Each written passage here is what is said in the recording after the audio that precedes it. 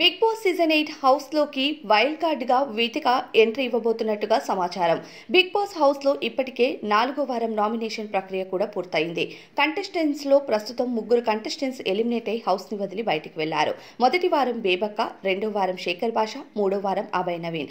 అయితే ప్రస్తుతం హౌస్ లో 11 మంది కంటెస్టెంట్స్ ఉన్నారు. తరువాత వీక్స్ లో డబుల్ ఎలిమినేషన్ అయినా జరగొచ్చు. అయితే 2 వారాల తరువాత వైల్డ్ కార్డ్ ఎంట్రీస్ గా కొంతమంది కంటెస్టెంట్స్ రాబోతున్నారని 6 నుండి 8 మంది కంటెస్టెంట్స్ ఉండబోవచ్చు అన్న సమాచారం అయితే ఉంది.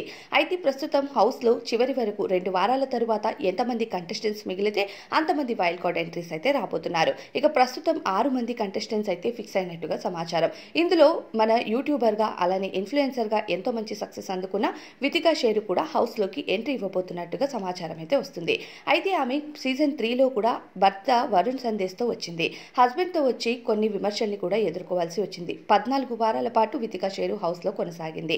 ఆ తర్వాత ఎలిమినేట్ అయి హౌస్ ని వదిలి బయటికి వచ్చారు. అయితే అప్పుడు భర్తతో వచ్చిన తర్వాత మహేష్ బిట్ట ఇలా ఇతర కంటెస్టెంట్స్ తో వారిద్దరూ క్లోజ్ గా ఉంటున్నారని ఇలా గొడవలు కూడా కొన్ని జరిగాయి.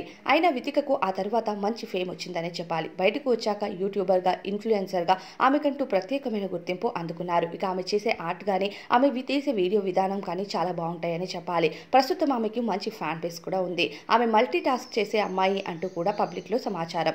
అయితే ప్రస్తుతం ఇక వితిక హౌస్ లోకి కంటెస్టెంట్ వైల్డ్ కార్డ్ గా ఇక బిగ్ బాస్ సీజన్ 8 కి రాబోతున్నారు. మరి బిగ్ బాస్ సీజన్ 8 కి వైల్డ్ కార్డ్ ఎంట్రీగా ఇప్పటికీ ఈమెను ఫిక్స్ చేసినట్టుగా సమాచారం. ఒకవేళ వితిక కనుక వస్తే ఖచ్చితంగా టాప్ 5 లో ఉండే అవకాశం అయితే ఉంది. మరి వితిక షేరు హౌస్ లోకి ఇండివిజువల్ గా రాబోతున్నారు. మరి దీనిపైన అభిప్రాయం ఏంటి అన్నది కామెంట్స్ లో చెప్పండి.